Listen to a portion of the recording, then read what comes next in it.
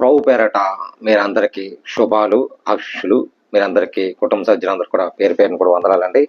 మరి ఎంత అవకాశం ఇచ్చిన మరి తమ్ముడు మరి శివకుమార్ గారికి, అలాగే అరుణ కుమార్ గారికి, మరి కుటుంబం కొరకు ప్రత్యేకంగా శుభాలు, ఆశీస్సులు తెలియజేస్తున్నాను. మరి దేవుడి చక్కని కుటుంబము, చక్కటి ఆత్మీయులు, చక్కటి సందేశం. మరి దేవుడు ప్రేమించాడు, లోకానికి ఎంత ప్రేమించాడంటే అలాగే ప్రతి కుటుంబాన్ని ఒకరితో ఒకరగా ఆత్మీయులు కాపాడుకుంటాం. ఆత్మీయులు అంటే మన పరిశుద్ధంగా ఉండటం.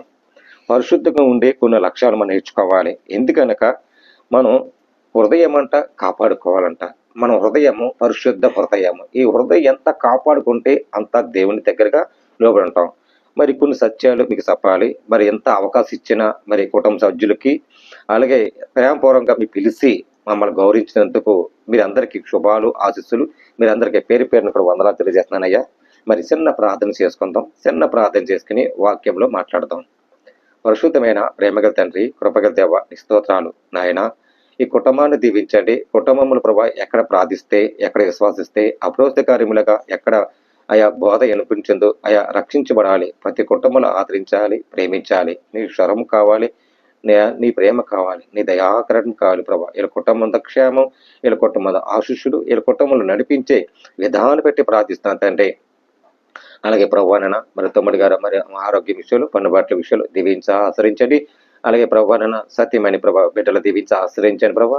చక్కటి కుమార్తె, చక్కటి కొడుకు, అలా చదువులో జ్ఞానం, చదువులో మంచి భవిష్యత్తు ఇచ్చి చక్కటి సందేశం ఆత్మీయులుగా నడిపించమని క్రీస్తు యేసు పరిశుద్ధాత్మ పెట్టమేరుకున్నాం పరమ తండ్రి. ఆమె. మరి దేవుడు మనం నమ్ముకున్న బిడ్డలం ఆత్మీయులుగా ఎలా ఉండాలి, ఎలా నేర్చుకోవాలి, ఎలాగా నడవాలి ఆత్మీయులు. ఇది పరిశుద్ధ హృదయం. ఈ పరిశుద్ధ హృదయంలో ఆత్మీయులు మనం కాపాడుకోవాలంట. ఎలా కాపాడుకోవాలని ఒక మాట ఉంది చూడమ్మా. ఒకటి దినశీల చూడమ్మా తీసుకోవాలి. బైబిల్ చదవండి. ఒకటి దశానీయులు 4:4 ఆ మీలో ప్రతివాడును దేవుని ఎరగని అన్యజనుల వలె గాక పరిశుద్ధ ఉందనా, ఘనతలు ఉందనా, అది ఇక్కడ ఏముందండి. మరి దేవుడు అంటున్నాడు ఆత్మీయులు ప్రతి వాడంట అన్యజనుల వలె అభిలాషులు కాదు, దేవుని పరిశుద్ధ కలగాలంట. ఆత్మ, ఇది ఆత్మ దేవుడి చిత్తం. అలా ఉంటేనే దేవుని చిత్తమగా వెళ్ళినట్లుగా అభిలాషలు పొందండి. అన్యజనులు వద్దు. ఇక్కడ ఏముందండి, పరిశుద్ధ ఉందట, ఘనత ఉందును, తన ఘటములకు ఎట్లా కాపాడుకోవాలి. తన అంటే మన తన పరిశుద్ధగా ఎట్లా కాపాడుకుంటున్నాం. అది దేవుని ఎరిగి ఉండటమే దేవుని చిత్తం అంట. ఇక్కడ ఏముందంటే ఈ విషయం ముందు వరకు అతిక్రమంగా సహోదరులకు మోసము చేయకుండా వాళ్ళను, ఎందుకనక మేము పూర్వంతో మీతో సాక్ష్యం ఇచ్చిన ప్రకారముగా ప్రభువు వీనన్నిటికీ విషయమై ప్రతి దండ చేయవాడు. అంటే ప్రతి విషయంలో దండన చేయాలంట. ఎలాగండి, అన్ని విషయముల ముందే అతిక్రమంగా సహోదరులు ఉన్నట్లుగా మోసము చేయకుండా వాళ్ళను, అంటే మోసము చేయకోండి, మోసము చేయవద్దు, పరిశుద్ధంగా ఉండండి. ఎట్లా కాపాడుకోవాలో దేవుని చిత్తమని ఎరిగినట్టంట మన హృదయం అంట కాపాడుకోవాలంట. అలా కాపాడుకుంటే దేవునికి మనకు ఉపయోగించినట్లు ఉండాలి. చూడమ్మా 8 అదే విషయాలు 8. కాబట్టి మనుషుని ఉపేక్షింపడు, తన పరిశుద్ధాత్మను అనుగ్రహించిన దేవునిని ఉపేక్షించుచున్నాడు. ఇక్కడ ఏమని చూడండి, కాబట్టి మీరు ఉపయోగించుకోండి. మనుషులు ఉపయోగించుకున్నారు కదా, మీరు తన పరిశుద్ధ అనుగ్రహించి దేవుడు మేము ఉపయోగించుకున్నాడు. మీరు మమ్మల్ని ఆత్మతో ఉపయోగించుకున్నాడు. పరిశుద్ధ దేవుని చిత్తం ఎరిగినట్లుగా ఇలాగ ఆత్మీయులు కాపాడుకోండి. తన ప్రేమను చూపించండి.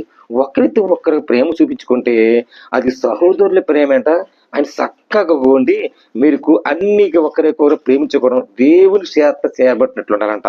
చూడండి, సహోదరుల ప్రేమ గూర్చి మీకు వాయునక్కలేదు కానీ మీరు ఒకరినొకరు ఏంటండి ఇక్కడ ఏముందండి, ఒకరి ఒకరు ప్రేమించుకున్నటకు దేవుని చేత ఏర్పరిచింది. దేవుడికి స్తోత్రం. ఇప్పుడు ఉన్నారు, మీ కుటుంబం ఉంది, దేవుని చిత్తంగా ఏర్పరిస్తున్నారు. ఒకరితో ఒకరి ప్రేమ కావాలంట.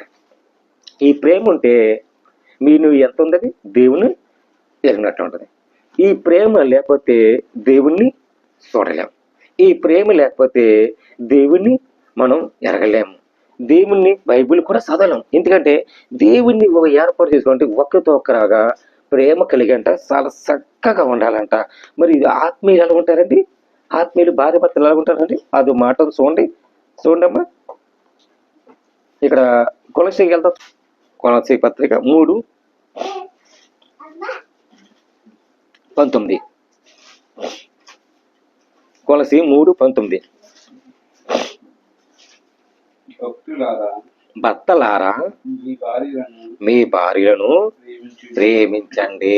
దేవుడికి స్తోత్రం. అలాగే ఉందండి, భర్తలారా మీ భార్యలను ప్రేమిస్తున్నారు కదా, వారికి ఉందండి అంటే నిర్గుణి పెట్టగానే దేనికండి ఇది?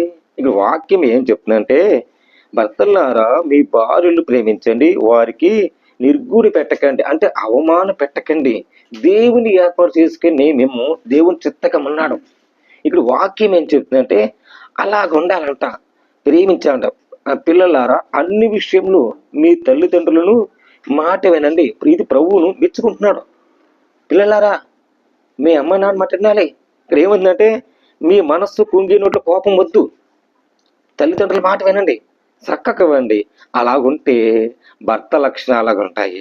మరి భార్య కూడా లక్షణాలు ఇంకో మాట చూడండి. అదే విషయానికి వెళ్తాం. ఎపిలిస్ట్రీకి వెళ్తాం. చూడమ్మా, ఎపిలిస్ట్రీకి 5:24 వెళ్తాం. చూడండి, 24,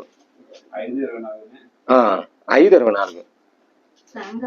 సంఘము క్రీస్తుకును లోబడినట్లుగా భార్యలు కూడా ప్రతి విషయములో ఇక్కడ ఏముందండి, లోబడ ఉండవాలి. ఇక్కడ ఏముందండి, ఇక్కడ మరి భర్తలారా మీ భార్యని ప్రేమించండి, నిష్క పెట్టద్దు.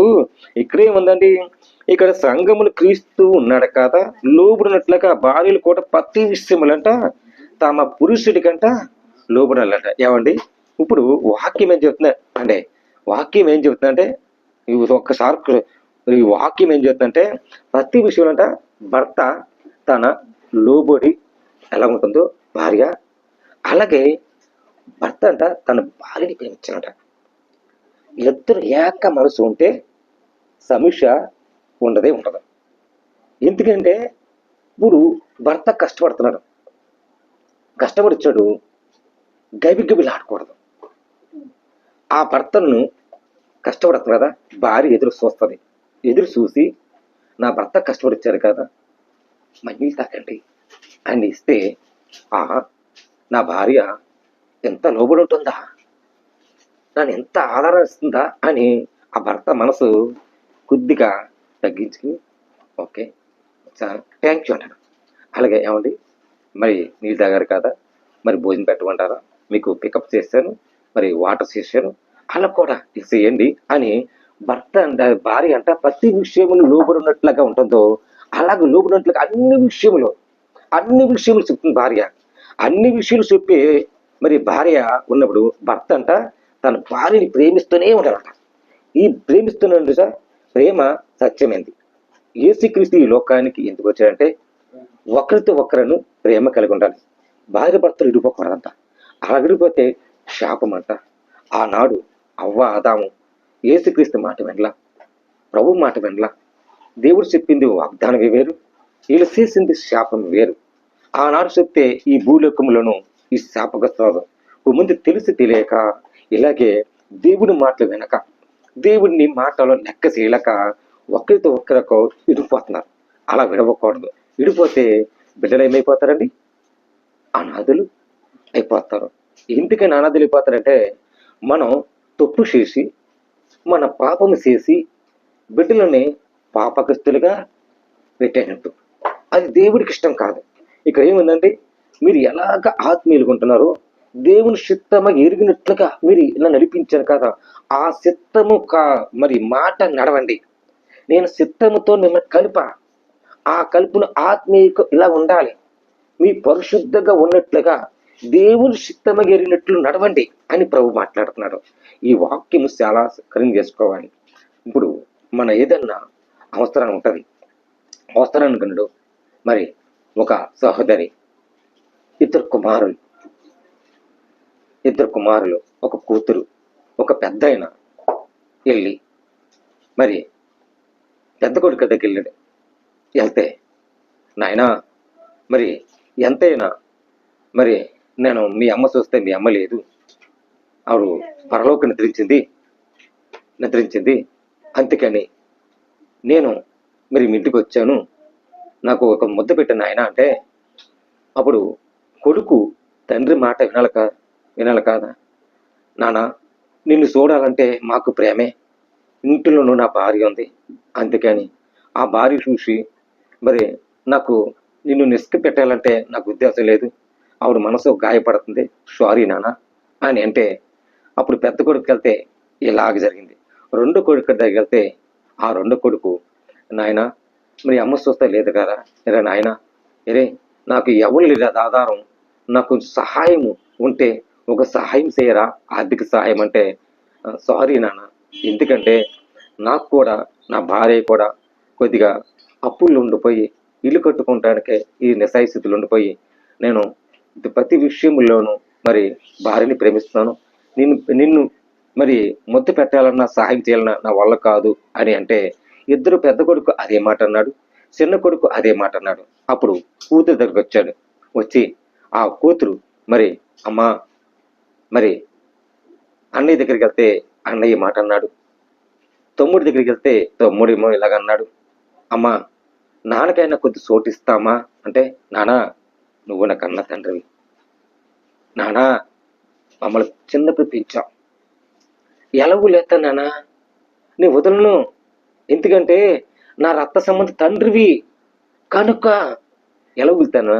అలాగే అమ్మా, నీకేం కావాలి అమ్మా, కొద్దిగా డబ్బు ఉంటే సహాయం చేయమ్మా అంటే, అప్పుడు కూతురు కావుకు వెళ్ళి ఆ బీరులో తీసి తండ్రికి ఒక కట్ట ఇవ్వబోయింది, 10,000 కట్ట.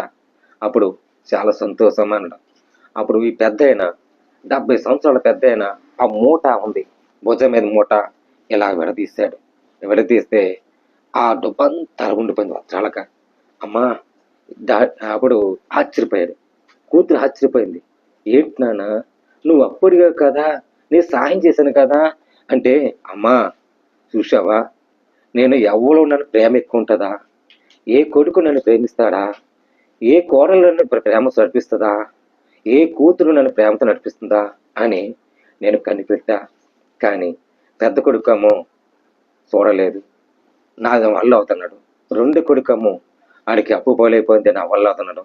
అందుకని ఒక కూతురు దగ్గరికి వచ్చాను, అమ్మా నువ్వు ఇచ్చింది ఇదిగో, ఎప్పుడు ఉంటాను ఎప్పుడు పోతాను నాకు తెలీదు, ఇదిగో నేను అప్పుడప్పుడు కట్టుకున్న ఒక ఫైనాన్స్ అది ఇంచుమించుగా వచ్చింది, ఇదిగో ఇక్కడ ఉన్న లక్షలు, ఈ లక్షలు కూడా నీకు ఇస్తున్నాను, నువ్వు తీసుకోమంటే, అప్పుడు ఆ తండ్రి కన్నీరు చూసి ఆ కూతురి తండ్రిని అతుక్కుని, నానా మరి ఎంత ఆత్మీయంగా అంటే, ఏదో రోజున దేవుడు ఎలా వస్తాడో తెలియదు, ఏ రూపంలో వస్తాడో తెలియదు, ఈ వాక్యం ఉంది ఆత్మ సంబంధము, ఏ ఆత్మీయ ఉండవలసిన దేవుని చిత్తముగా నువ్వు విరిగినట్లు ఇలాగుంటే దేవుడు ఏ రూపములు వచ్చి మిమ్మల్ని దర్శించబోతున్నాడు, మిమ్మల్ని ఆత్మీయులు నడిపించబోతున్నాడు తెలియక ముందే దేవుని చిత్తముగా ఉండవలసిన ఇలా గూర్చి ఉండాలని ఈ వాక్యం రాయబడింది.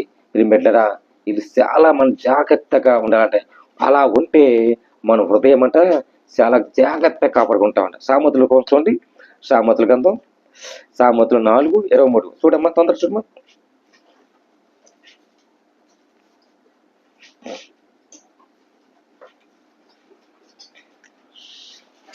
సామెతలు 4:23.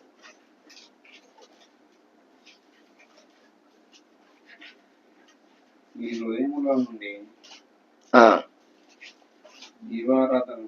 ఆ అది మూర్ఖపు మాటలు నోటికి రానియుకము, పెదవుల నుండి కుటపమి మాటలకు రానవకము. నీ కనులు ఇటు చూడక సరిగ్గా నీ కనిరెప్పలకు ముందర సూటిగాను చూడవలను. దేవుడికి స్తోత్రం.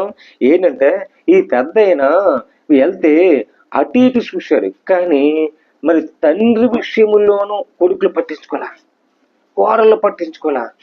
అది కొడుకుల దగ్గర వెళ్తే ఎలాగుంది, ఇటు అటు ఇటు మూర్ఖ మాటలు విన్నారు. అప్పుడు కూతురు దగ్గర ఏమంది, ఆ కూతురు చూసి అల్లుడు చూసి మరి తను మెచ్చుకున్నాడు. ఏంటంటే నీ కన్నులు ఎటు చూడగా నీ కనురెప్పలు ఎటుందో చూటిగా చూడవలను, నువ్వు నడవలసిన మార్గంలో సరాలు చేయము, అప్పుడు నీ మార్గం అన్నిటిలో సిద్ధపరుస్తా అన్నట. దేవుడికి స్తోత్రం. సరాలముగా మన సూటిగా అటు ఇటు కాదు, ఇలా చూసి దేవుని వైపు చూసి, ప్రభువా నీ చిత్తముతో నేనున్నా, ప్రభువా నీ ఇష్టముతో నేను సూటిగా సరాలముగా నీ వైపు చూస్తున్నా, నువ్వు తప్పనక ఎవరున్నారయ్యా అని ఆనాడు దావీదు భక్తుడు అంటే ఆయన దావీదు భక్తుడు ఎంత హెచ్చరిక చేశాడు. నన్ను ఎంత హెచ్చరిక చేస్తున్నాడు, నేను ఎంతడు వాడినయ్యా యేసయ్యా అని దావీదు భక్తుడు ఆ మాటకి అంత హెచ్చరిక చేశారంటే దేవుడు ఈ రోజుల్లో మనం వెచ్చగా ఉండాలి, ఈ రోజుల్లో మన ఆత్మీయంగా ఉండాలి, ఈ రోజుల్లోనూ దేవుడి ప్రేమ ఆత్మీయులుగా ఉండవలసిన మనం చాలా జాగ్రత్తగా ఉండాలంట. చూడండి 1 పేతురుకి వెళ్తామా, మన ఆత్మీయులు ఎలా ఉండాలో నేర్చుకుందాం, ఎలా కాపాడుకోవాలో నేర్చుకుందాం. 1 పేతురు 1 పేతురు 3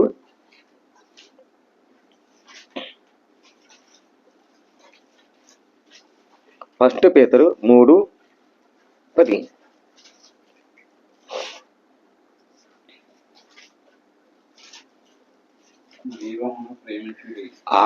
అదేముందండి, జీవమును ప్రేమించి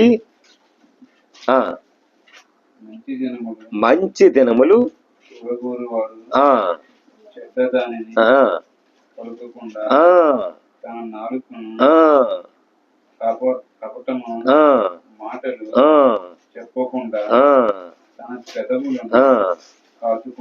అది దేవుడికి స్తోత్రం. ఇకండి జీవము గల దేవుడు అంటాడంట, నేను జీవమును సత్యమును ప్రేమిస్తున్నాను కాదా. జీవమును ప్రేమించమంటే మంచి దినములు. ఇప్పుడు మనకు మంచి దినములు కావాలండి. ఈ రోజుల్లో మంచి దినములు కోరిసిన వారు చెడ్డ దాన్ని పలకొద్దంట. చెడ్డ దినమంట మనం కీడుకు కీడు చేస్తుంట, కీడు చెడ్డ వద్దు, చెడ్డ మాట్లాడద్దు. ఇప్పుడు ఎలాగంటే ఆత్మీయులో భార్య భర్తలు ఎలా ఉంటారంటే చెడ్డ దూరం పెట్టేసి దాన్ని దూరంగా పెట్టడమే అది దేవునికి ఇష్టముగా, దేవుని చిత్తం, దేవుని ఆత్మీయులు ఉన్నట్లు. అదే మంచి రోజు చూడాలంట. ఇప్పుడు మనకి మంచి రోజులు కావాలి. ఈ మంచి రోజుల్లోనూ మన ఆత్మీయులకు ఎలా కాపాడుకోవాలో మన మనసు అంట చాలా జాగ్రత్తగా ఉండాలంట. పిరిమిట్లరా మరి ఇలా చూడండి, పిరిమిట్లరా ఇలా చూడండి, మరి దేవుని బిడ్డలుగా ఆత్మీయులుగా ఉండి చాలా చక్కగా ఉండాలని ఈ వాక్యం రాయబడింది. ఏదండి, అతడు కీడు నుండి తొలుగు మేలు చేయవలను, సమాధానం వెతికిన వరకు వెంటాడతారంట. కీడు దూరం పెడతాడంట. సమాధాన పరుషుడు ఏం చేస్తారండి, దేవునికి సమాధాన పరుషుడు వెంటాడతాడు. ప్రభువా నాకు వెంటాడున్న సమాధానానికి నీలోను, నాకు ఏమి ఇవ్వాలో ఏం చెయ్యాలో. ఆనాడు మరి సీమోను కూడా మరి ఎంతో ఆత్మీయంగా ఉండేవాడు, దావీదు కూడా మరి ఎంతో ఆత్మీయంగా ఉండేవాడు, మరి యెహోషువ కూడా మరి దేవుడు ఉన్నాడు, దేవుడు వస్తున్నాడు, రాయండి, రక్షణ పొందుతారా, రక్షించబడతారా, దేవుడు ఈ లోకానికి వచ్చాడు, మన పాపాలు మన కడుకుందాం, రాయండి, రక్షించబడండి అని యెహోషువ కూడా తన బాపుని శిష్యుని ఎంతమందో రక్షించబడ్డారు. ఈ రోజులు కూడా మన ఆత్మీయ కావాలి. ఇది ఆత్మ పరిశుద్ధత. ఈ ఆత్మ దేవుడికి ఇచ్చాడు. ఈ ఆత్మ పరిశుద్ధంగా ఉండి ప్రతి మానవులు రక్షించడానికి ఈ లోకానికి సృష్టికర్త యేసయ్య ఎలా ఉన్నాడో అలా ఉన్నాడనే మన ఆత్మ బంధువులకు ఉండాలని ప్రతి మాట ప్రతి ఆలోచన దేవుని చిత్తముగా ఎరిగినట్లుగా మనం గ్రహించాలి. అప్పుడే మన ఆత్మ బలమును ఇలా కాపాడుకుంటాం. ఈ ఆత్మ దేవుడిదే. ప్రభువా ఇగో ఈ ఆత్మ నీకు అప్పగిస్తున్నా, ఈ ఆత్మ పరిశుద్ధత, నాకు ఏ పాపను చేయను, నేను పాపం ఉంటే నాకు క్షమించు, నీలో ఉన్న ఇదిగో నా భర్తని భద్రత ఉంచు, నా బిడ్డలని భద్రత ఉంచు, ఇదిగో నా భార్యని భద్రత ఉంచు, నా బిడ్డల్ని భద్రత ఉంచు, నీ వైపు స్వత్త ఈ ఆత్మసారంగా నీలో ఉంటున్నా, నువ్వు తప్ప నాకు ఎవరు లేరు, నువ్వే నాకు సిద్ధం, నువ్వు ఇష్టలకు ప్రేమించే నా ఎత్తిత్వమైన నన్ను ఉండను, నీలో ఉంటా అని ఎప్పుడు సమాధాన పరుషులకు ఆత్మీయులు అలకాపడు. అప్పుడు ఇది హృదయం అంట పరిశుద్ధంగా కాపాడినోడు ఉన్నవాడు ఆడే దేవుని చిత్తముగా బిడ్డలకు విశ్వాసాలు ఇస్తారంట. దేవుడికి స్తోత్రం. హల్లెలూయా. ఇప్పుడు కూడా మనం చాలా జాగ్రత్తగా ఉండాలి. ఆత్మగుణం ఐక్యతో విశ్వాసము కాపాడుకోవాలంట. మరి ఆత్మీయులు చాలా విశ్వాసం, ఆవునంత విశ్వాసం చాలా జాగ్రత్తగా కాపాడుకోవాలి. తిమోతి అమ్మా, రెండో తిమోతి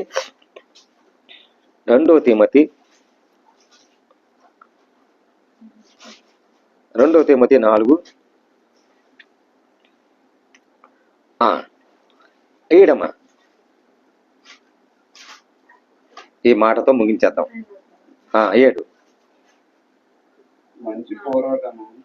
ఇక్కడ ఏముందండి? మంచి పోరాటము పోరాడితిని, నా పరుగు విశ్వాసము కాపాడుకుంటుంది. ఇక్కడ ఏముందండి? మంచి పోరాటం. అక్కడ ఏముందండి? మంచి కోసం పోరాడండి. ఇక్కడ ఏముందండి? ఇక్కడ మంచి పోరాటం పోరాడండి.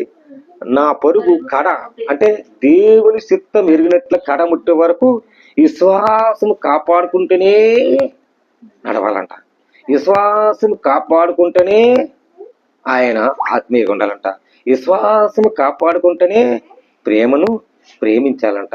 విశ్వాసం కాపాడుకుంటూనే కడముట్టి వరకు దేవుని చిత్తం ఎరిగినట్ల కాపాడుకుంటూ రావాలంటే అది దేవుని ఆత్మీయులు, ఆత్మ సంబంధములంట. అలాగుంటే చూడండి చెప్పమ్మా, ఇంకా మీదట నా కొరకు నీతి కిరీటము ఉంచబడినది, ఆ దినము మందు నీతి కల్లా న్యాయాధిపతి ప్రభు యేసుక్రీస్తు అది నాకు మాత్రమే కాకుండా నాకు ప్రత్యక్షగా అభిషేకించి వారందరికీ అనుగ్రహించెను. దేవుడికి స్తోత్రం. ఇదిగో నా మీద నీతి కిరీటము, ఇదిగో నా నీతిని రాజ్యమును మొదటి తెంచుకున్నాడు, నీతి కిరీటము ఉంది, నీతి గల న్యాయాధిపతి ప్రభు ఉన్నాడు అంటున్నాడు. అది నాకు మాత్రమే కాకుండా ఇక్కడ ఏమైందండి? ప్రత్యక్షత, అభిషేకించే వాళ్ళంట. అంటే అభిషేకించి నీతి కొరకు ఎవరికి పెట్టాడు వాళ్ళందరికంట అనుగ్రహిస్తారంట. ఆత్మ సంబంధం, భార్య భర్త ఆత్మ సంబంధం ఉండాలి. ఒకరితో ఒకరు ప్రేమగా ఉండాలంట.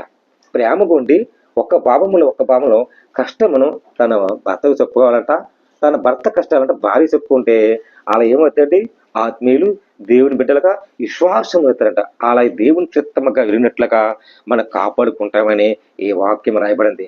ఈ విషయం మన అందరూ తెలుసుకుని దేవుని చిత్తముగా వెళ్ళినట్లుగా మనం కాపాడుకొని మరి దేవుడి ఎలా హృదయం నడిపించాలో మీ అందరికీ పేరు పేరును కూడా మరి ఈ విషయాలు అందరూ తెలుసుకొని ప్రభు పేరట మీరు అందరికీ దేవుడు దీవించి ఆశ్రయించను గాక. ఆమె. ప్రార్థన చేద్దాం. పరిశుద్ధమైన ప్రేమగల తండ్రి, కృపగల దేవానికి స్తోత్రాలు. ఆయన వీళ్ళ కుటుంబాల కోసం ప్రార్థిస్తున్నారు తండ్రి. ఎక్కడి ఇంటికి సహవాసంతో ఆత్మీయంగా ఉంటున్నారు నాయన. ఆత్మీయ ఎలా ఉండాలో, ఎలా కాపాడుకోవాలో, భార్య భర్త ఎలా ఉండాలో నడవాలో, ఆయా పరిశుద్ధ హృదయం తన రక్షించినట్లుగా నీతిని రాజ్యమును మొదటినట్టుగా ప్రభా విశ్వాస కడముట్టు వరకు నాయన నన్ను అనుగ్రహించే ప్రభా పరలోక కిరీటముగా శిష్యులుగా అభిషేకిస్తాను తండ్రి. సహాయం ఇచ్చండి. వీళ్ళ కుటుంబాన్ని దీవించండి, కుటుంబాన్ని ఆశ్రయించండి, నడిపించండి, సాక్ష్యం వాడుకండి, బిడ్డలు దీవించండి. భార్య భర్తల ప్రభావ చక్కగా వాళ్ళ కుటుంబాలకు కావాల్సిన ఏర్పాట్లు అన్ని దినములు నడిపించి విశ్వాంశం మూలంగా నడిపించమని క్రీస్తు యేసు పరిశుద్ధాత్మ బెటంలో వేడుకున్నాం పరమ తండ్రి. ఆమె ఆమె ఆమె. ఏసురత్మేజం తిరువరత్నమేజం. ఏసురత్న సంపూర్ణతో విజయమతోను గాక, అపాయమైన శృంఖలను గాక. ఆమె. ప్రయోజనమా అందరికి వందనాలు. హల్లెలూయా, హల్లెలూయా.